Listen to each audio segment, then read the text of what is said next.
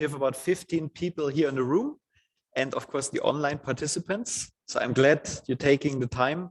In Central Europe, it's a lunch break. Maybe we have also some colleagues from Japan joining in the late afternoon. Welcome to everybody. It's a great pleasure for me to be here at CMCC. And we have had some quite good discussions already, and I'll also be here later this afternoon and tomorrow for further discussions. I'm also pleased to present to you some of my work that a number of colleagues and I have been involved in over the last years about the link between climate change and other sustainability challenges and materials.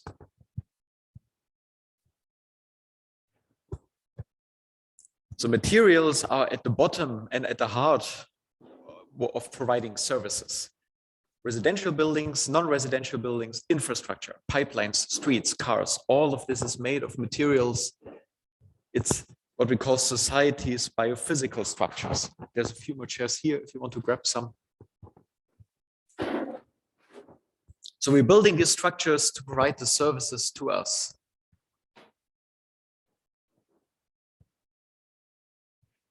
And of course, to keep these structures, we need to produce materials. For cement, the current production is 11 million tons. For steel, about 5 million tons. Not per year. This is the global production volumes per day. I think we're switching back and forth between them. But anyway, so huge production volumes.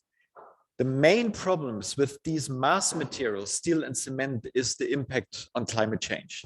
Roughly 1/4 of global emissions are only from producing materials. So not a single building is heated, not a single car is driven, only from putting the materials there. Already 25% of all emissions are generated.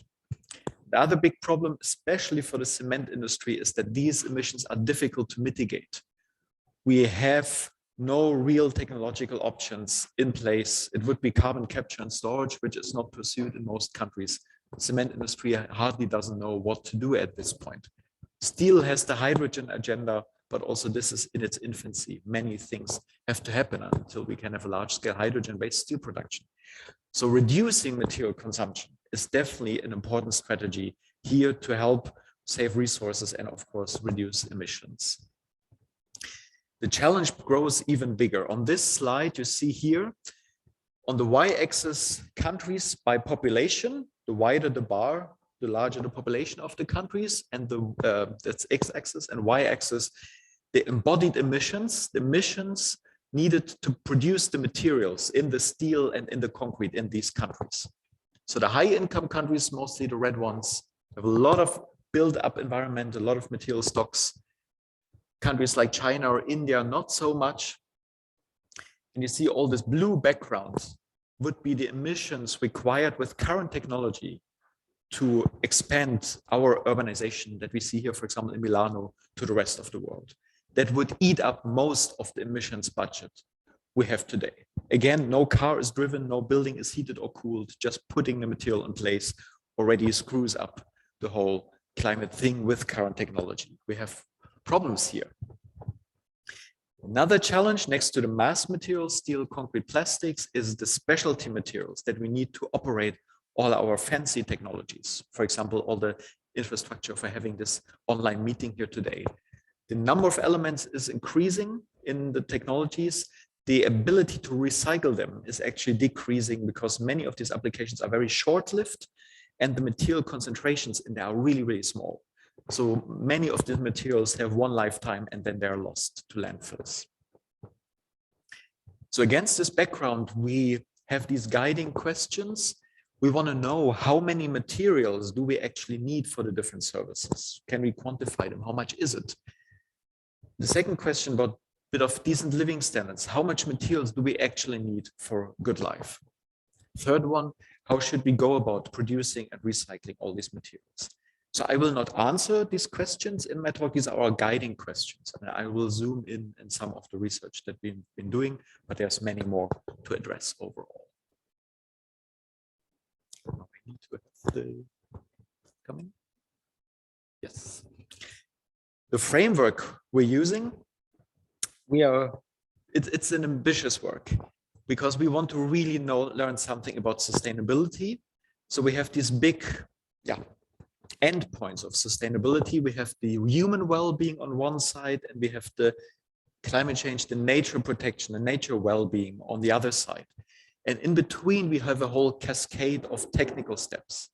So from the nature on the right side, we extract energy materials, we produce useful products, either for building up new buildings or for operating them. So it's maintenance and operation.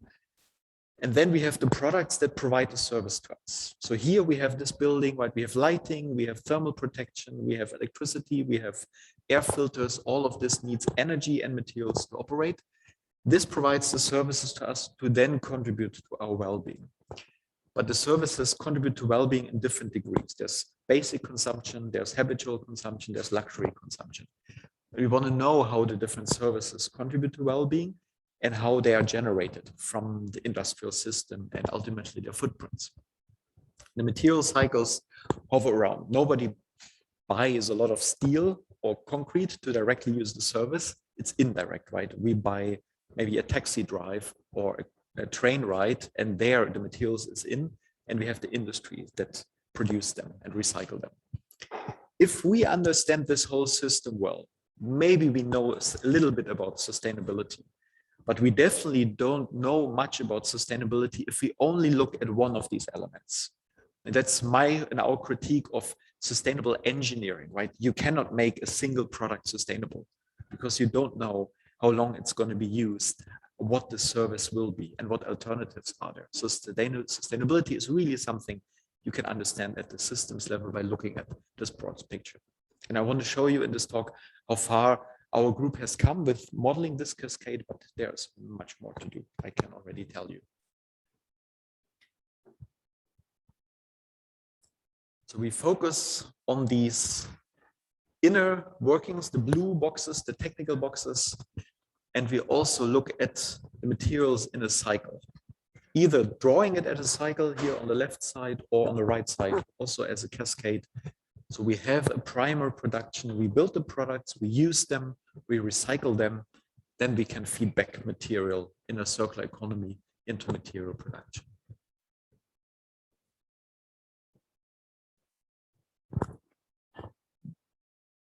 There it comes, the link to energy and services. So now a bit more, a few technical plots. There's a lot about talk about the circular economy, and also CMCC here is involved in 2 EU projects, and also in EDITS, it's always hovering around. Circular economy has major constraints or enablers that we need to understand, and we can do this by really looking at these material cycles. One of them is the central mass balance. I is delta S plus O. Everything you consume, each of us consumes or a country consumes, is either put into stock or it replaces stuff that leaves. So all the new buildings that are being built, the inflow, either expands the building stock, new buildings, or it replaces old ones. That's a simple mass balance or product balance. We can look at how different countries do for this equation. The example here is steel, and we plot delta S over I in this plot. So if a country has no stock expansion, basically the infrastructure is there, the buildings are there, we just replace what we have.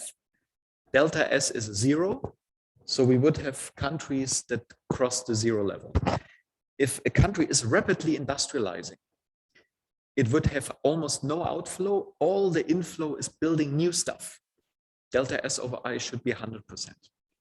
You see here different groups of countries. The red lines, countries China, India, Indonesia, Egypt, expanding their stocks. All of the consumption goes into building new cities, new roads. These countries can not have a circular economy because they have nothing to recycle from.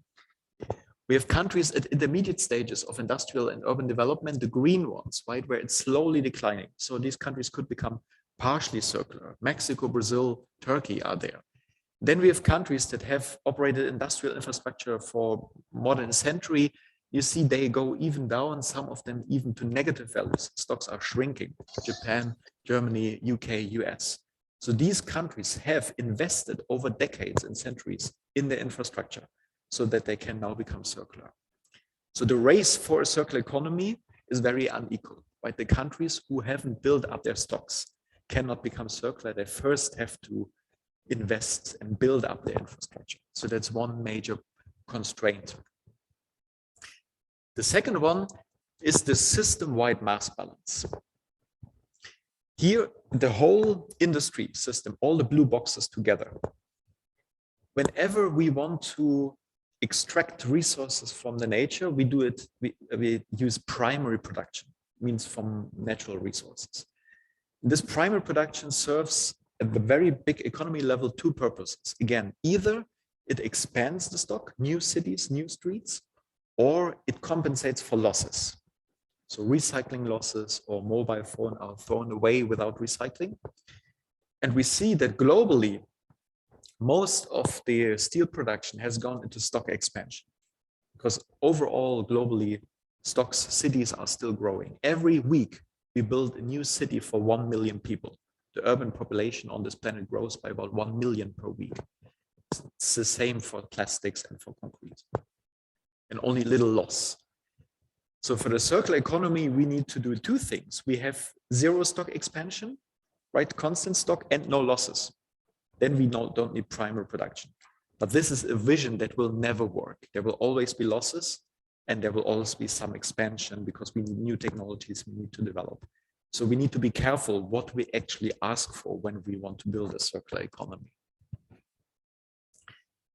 And we have a physical limit to recycling, because you can only recycle if somebody else takes down a house or scraps a car.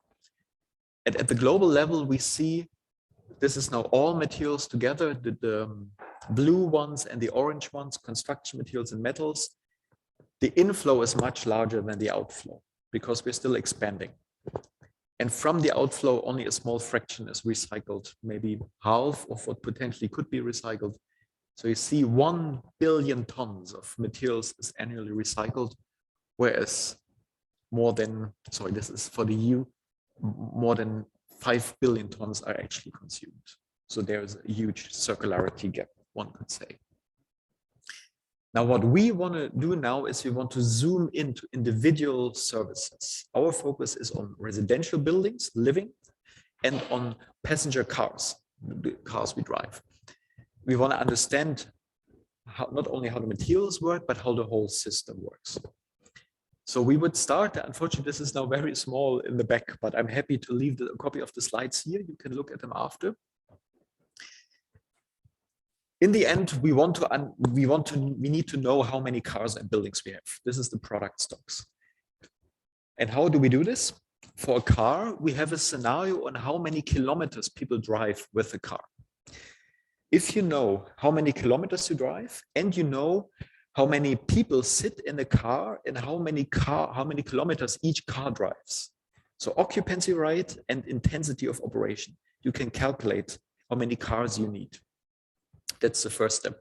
From the function of the product to the stock. So 10 billion kilometers with 2 persons per vehicle and 15,000 kilometers per vehicle a year give you a certain number of vehicles that you need. This is the first calculation step. We need data, we need scenarios for that. And in the second step, we then want to calculate what is the energy and the materials needed to maintain this fleet, because every year we need such a car fleet, but also we need to take into account that cars are deregistered and we need to build new cars. Maybe we need more kilometers, so more cars, and we need to replace the old ones. So this we calculate. Then we calculate the lifetime of the cars and how much cars are recycled, how much material we have there, and then how much new material we need to keep the whole system running. This is not a life cycle assessment that many of you may know, because a life cycle assessment looks at one car only. This is a fleet model. The difference is we have cars with different efficiency, different segments at different years. So there is some dynamics in the system. We need more material in some years, less materials in other years. We want to know the full picture. And we have a gradual introduction of more aluminum into the vehicle stock because of lightweighting and things like that. So it's really at scale. Now, some results, have to see how I'm doing in the time for residential buildings. Many, many numbers. I want to highlight a few things. Residential buildings, we have countries with more than 60 square meters per person, USA and Canada. We have countries, sub-Saharan Africa, with less than 15, sometimes less than 10 square meters per person. So we have a factor of 6 in the access to living space across the planet. We have different scenarios. Most of them assume that there is some convergence. I want to focus on LED, which is a theme of EDITS, the low energy demand scenario. By Grubler and colleagues, we took their numbers and translated them into what it actually means for buildings and for vehicles. So you would see that there would be a substantial downscaling over time in the US and Canada. Whether this is politically acceptable is a different question, but physically it works. A downscaling, and we have a convergence in India to maybe 30 square meters. So you see there is some convergence. For non-residential buildings, offices like here, hospitals, schools, the differences is even much more striking. We have more than 20 square meters of offices, shops, schools in the richest countries. We have less than 1 square meter per person in countries like India on average.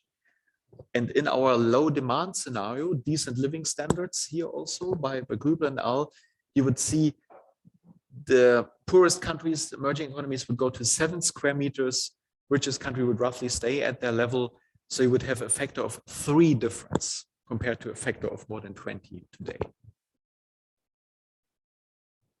We can use these as driving parameters for our scenarios. And on top of that, we now come with all the circular economy strategies, longer lived buildings, better recycling, less construction waste, more intense use, so more shared living space. All these things can reuse of building materials. We have studies that have estimated the potential. We put all those numbers and scale it up, and the result looks like this, the aggregate result. So what you see here is we plot over time, x-axis, the total emissions of the system, y-axis, total emissions of operating, heating, cooling the buildings, and of producing all the materials for those buildings. You see in the left column, blue and green, the SSP2 scenario, kind of middle of the road, more economic development, but also some sustainability. And on the right side, you see the low energy, low demand scenario with less building space. And on the top row, blue and orange, you see no new climate policy. So we're freezing climate policy. And on the bottom row, you see a substantial, more ambitious decarbonization of the energy supply, compatible with an RCP 2.6 pathway, now outdated, but still very low carbon energy. The emissions goes down in all systems for the global building stock and the production of buildings. That's good news. But if you look closer, the blue curve, it doesn't go down very much, maybe from 12, 13 gigatons to 8 or so for different material efficiency scenarios. If you take a look at either green or orange, green means business as usual growth, but low carbon energy. Emissions go down substantially below 5 gigatons. Or you take no new climate policy in low demand, that's orange, they also go down. But you see in the lower right corner, the red curves, if you really want to go low carbon for the building stock, carbon neutral, and building stock is rather easy to decarbonize, you need to have both. You need to have decarbonization of energy supply, also for material production, and low demand. So it really shows how low demand futures complement the overall climate mitigation efforts. For really low carbon, we need both supply and demand side solutions working together. Now for vehicles, because I'm running a bit short in time, I want to have time for discussions. I think I'll hop over this or go very quickly. Buildings, vehicles are super interesting because of all the ride sharing and so on. For buildings, we really find that the demand side matters. How we use, sorry, I'm talking about vehicles, not buildings. For vehicles, it's the demand side that matters. How we use the vehicles. Instead of having 1 person per vehicles, we need more efficient fleet that really brings down emissions. On top of that, we have component reuse that's possible, longer lifetimes, and so on. Smaller cars is also a big thing. So it's really how to say, a leverage point we have in the system. Again, we implemented the low demand scenario also for vehicles, which means a slight decline in kilometers per person in rich countries and a modest growth in developing countries, because there they will have other modes of transport. And we see again that vehicles emissions can decline. The big driver is, of course, electrification of the vehicle fleet with low carbon energy. And on top of that, these are the dashed lines. You can have additional reductions from all these material efficiencies and demand side strategies together. And the effect is particularly large here in the bottom line. These are the material production emissions for vehicles. All the aluminum, all the steel, all the plastics for producing the vehicles. You see the dashed lines are substantially lower than the solid lines. The dashed lines include all the material efficiency. So we reduce the throughput to reduce emissions that are hard to mitigate and still provide decent service. Now the material production will drastically change. These are global figures on materials needed to supply globally all the residential buildings and all the vehicles. So for steel, you see the solid line goes down, much declines compared to the dashed line. Solid line means including all the material efficiency. We also can see that we have some increase for recycling, especially for plastics. So the light red solid line goes up because plastics is terribly badly recycled these days. So there's a huge potential to be gained. So we can really look into how different industries will change, both because of the long-term substitution. Aluminium is coming in, steel is being phased out, but also on top on the material supply. So this directly translates into industry output. Of course, this is not what an industry would like to see, because industries are still focused on expanding, including the material industries. So they have a really different logic. So this will be hard to tackle. Going back to these guiding questions. So with this type of cascade modeling, service cascade, we can see how much of the different materials do we need. So we have quantified this for buildings and for materials, but this can be done for non-residential buildings as well, for infrastructure.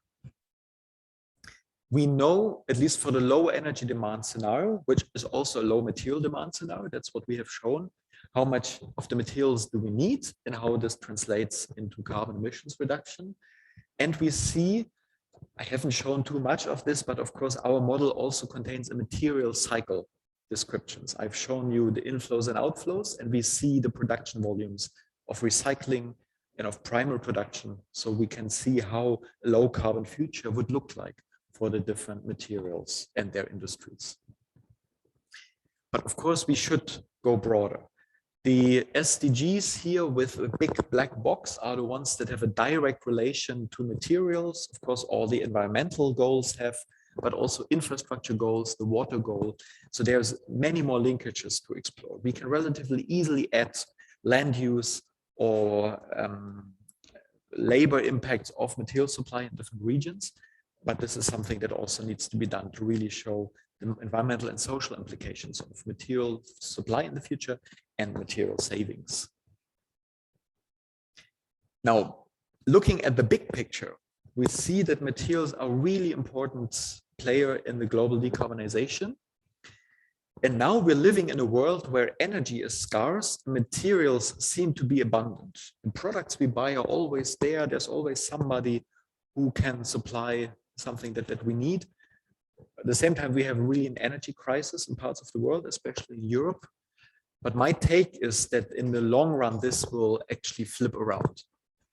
Because with the transition to renewable energies, we are on the path towards energy abundance, basically using solar and wind, and maybe transport of energy in ammonia or hydrogen form. But the question whether we will have all the materials to build all this energy technology and all the materials to expand the cities is open one. We are facing sand scarcity already in many regions. We are having the critical materials that are both environmentally intensive to extract, and we have geopolitical constraints, trade wars, and so on. So basically, our research and our group focuses on shedding a light on the material side of things and how this enables, but maybe also constrains the whole sustainable development. But it's clear that the big leverage we have is the consumption leverage. So what we see here is the high level of consumption in high income countries, mostly Western countries, really drives material production and emissions. But we see there is a decent life to be gained from less consumption. So this is the ideology behind, so to say, behind our models and behind the low demand scenarios. We can see that this really has an impact. You immediately go down with all environmental impacts simply because you have less throughput. But of course, you have the question of how this leads to a satisfying life if you consume less. So our models supply the numbers for the material cycles for it, but there's a much broader discussions. And I'm happy, Elena, that we had a discussion just before to see how this could be done and also implemented in the research and ongoing projects to, for example, distinguish between the different forms of needs, basic needs, individual needs for lifestyles, habitual consumption, things that we just do, rebound consumption, for example, you're forced to commute to your work, you don't want to, but this is how it works, and luxury consumption. We see with our model this going, especially reducing these on the right side has huge positive impacts on the environment. So where are we going? Just before I'm closing this talk, within the EDITS consortium, definitely, I think linking such material cycle and service scenarios to income groups and lifestyles could be a good avenue if that's feasible or in general. And the same also establishing better linkages to technology and policy, having a regionalization or assessing different lifestyles, or things like going even lower in consumption and using decent living standards that are still below in terms of service levels than low energy demand scenarios, and seeing what their material implications are. That's something we're currently working on in our group, hoping to present the results next year at the conference. And then the whole question of how can we link the material cycles better to economic modeling. This is definitely something we want to explore in the EU Circumod project. Also Laurent and Darius are involved. And then the second question, linking it to lifestyles, right? How can a low demand scenarios actually work, not just for individual people that are very concerned, but for the broad population in terms of how will the neighborhoods be structured, how will their work life be structured, and so on. So that's what I had to say today. I thank you very much for participating. And yeah, let's have a good discussions. We'll pass a mic around here in the room, and we probably have online questions too. Thank you.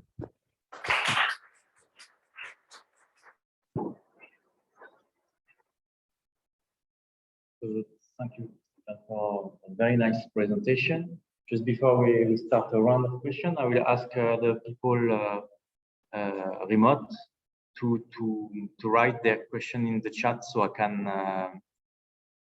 can ask them to Stefan. But by this time I will get some questions from the floor, from here. Thank you. Is there any question?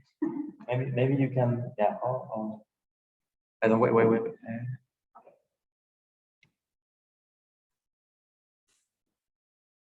Go. Yes. Okay. Hi. Thank you, Stefan, for the presentation. As you mentioned, we had a chat together before, and I have actually 3 questions. The first one, I'm going to raise a point that I already raised for you, because I think it's worth to do it in front of, in the bigger audience, which is the things you presented at the very aggregate level. Here you said, and they're very interesting. Here you said that basically you hope to go down at the neighborhood level, right? And it seems to me that some effort should be put into saying something at the meso level, which is the level where we can act with policies. So for specifically thinking about the recent increase in local level actions for CO2 emission reduction, such as the city level, rather than the you know, the regional level in Europe, whether you present them with very aggregate results on material flows and the contribution that they have, or whether you present them at the neighborhood level, my feeling is that they cannot do very much with the detail, the level of detail. So I think that one thing that we've already talked about would be to strive and find a way to go down to the neighborhood level for scientific purposes and to inform people, but at the same time, you need to package this in such a way that it can really make a policy impact. And I think you coming from a city like Freiburg, you know, that has made a lot of impact in terms of changing way to go about things. To the very least, you have to generate something where provinces or metropolitan areas can act upon. And I also will take the chance, since I have the mic, to ask the two following questions. The first one is actually related to the LED scenario that you presented. If I did not misunderstand it, when you were talking about commercial building into LED, you had the difference, you had the current use, and then you had the, let's say, the targets in a LED scenario, where you mentioned that Africa is going to have to take a significant increase from 1 square meter per person in shops or commercial buildings versus others. And my question is it credible? If I didn't misread the graph, Western countries were about at the same level that they are today. Well, isn't that a little bit of a strange assumption if you consider a low energy demand scenario where we should strive towards sufficiency? So currently we see that we have a lot of non-commercial buildings in Italy or in other European countries that are not used. So I was questioning a little bit the assumption there. I don't know whether this comes from the LAD scenario per se, or whether it's something you added on top of it. And then finally, there was a slide when you presented the results of the RECCC model. It was the slide, if you could perhaps go back to before, it was for buildings and material before transportation, but you had the low energy demand scenario, and it was a matrix basically, the blue and the red. Why do they start, why do the different pathways start at a different point in 2020? There is quite a significant difference there, right? So can you explain that to me? Yes.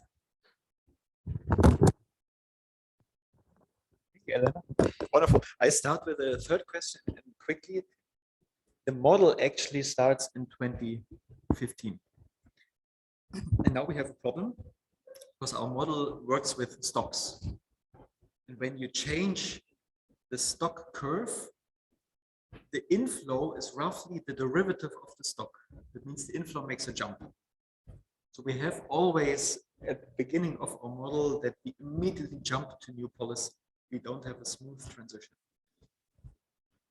That's yeah, but in 2020, let's say, so for example, look at the blue line, right?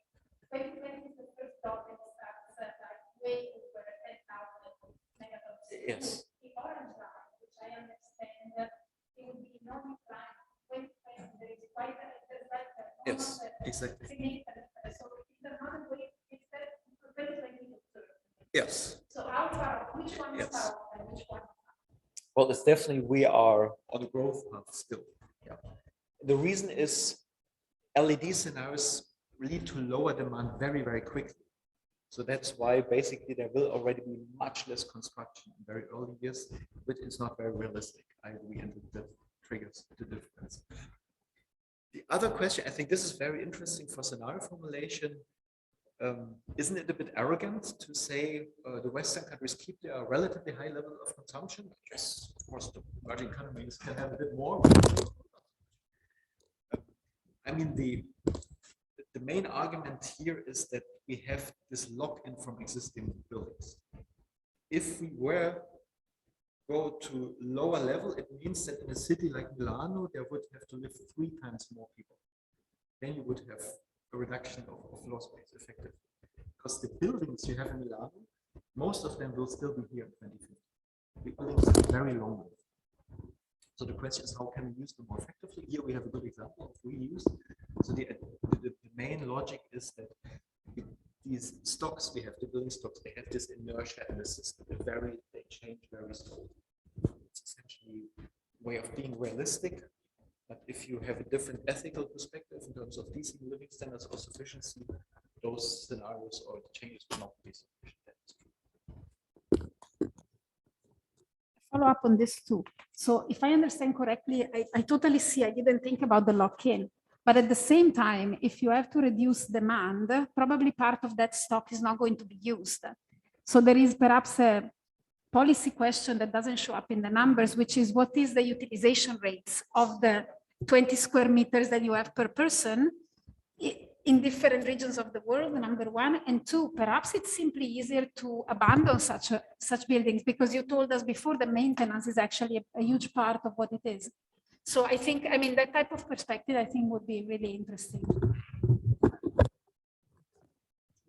Brings directly to your first point, at which regions, because we have regional difference, right? We have highly intensively used building stocks and vehicle fleets in the cities. We have a lot of abandonments, especially in southern Italy, for example, and other parts of this continent. So we could, I fully agree, increase the policy relevance if we would work at the meso level.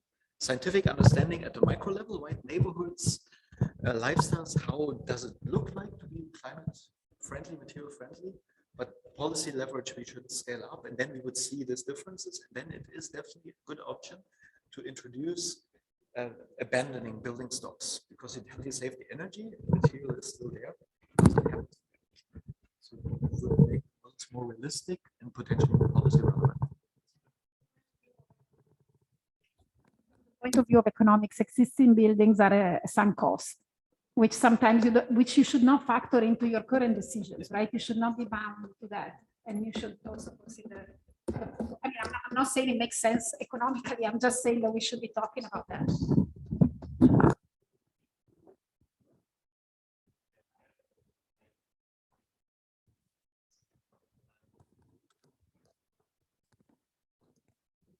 Sorry for the background noise, but yeah, we are trying our best with the sound. So there are some questions from the chat. So one question from Andrea Cavina. Reducing demand in wealthy countries would require people to radically shift their lifestyle and consumption patterns, correct? How do you see this happening? Through state-enforced restrictions, socioeconomic incentives, cultural adaptation? For example, shift away from consumerisms and materialisms. And then another question from Alban Gaspar. Can you tell us a bit more about the model you use to assess material use? Is it based on a ratio such as kilogram of materials per square meter built? So that's the question for the moment.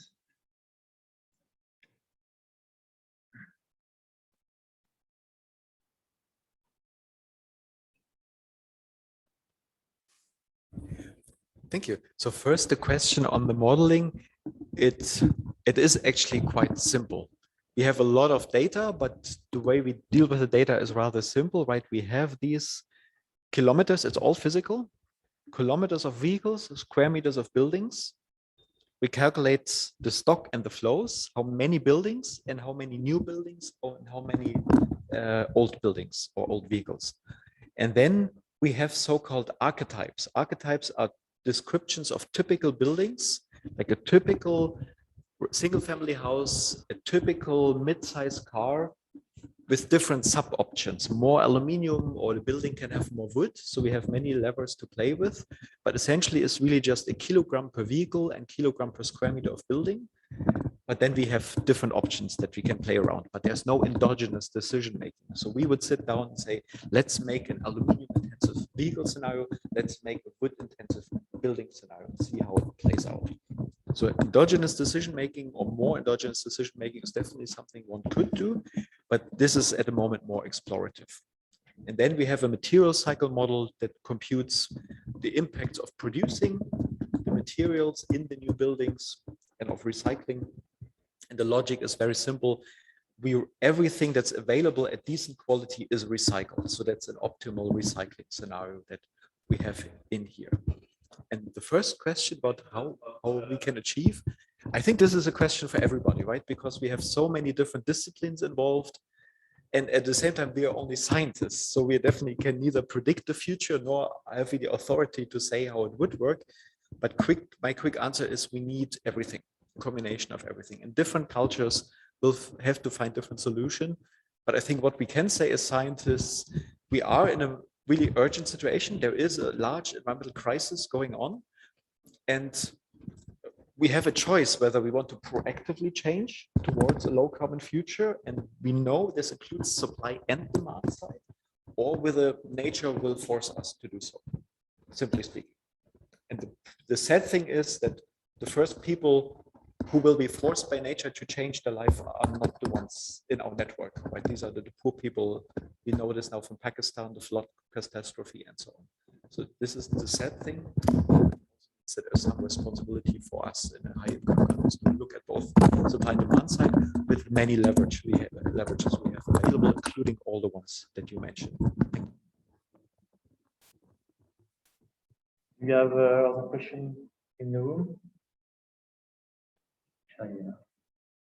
If not, then I will thank again Stefan for the presentation, and thank you for your presentation and for the people attending the presentation. So we had like 60 plus 20 people. Thank you so much for your. And write me an email if you want to have a copy of the slides. Yeah, it was wonderful. Sorry that I couldn't be at the edit meeting 2 weeks ago. Sorry for the noise problem. Okay.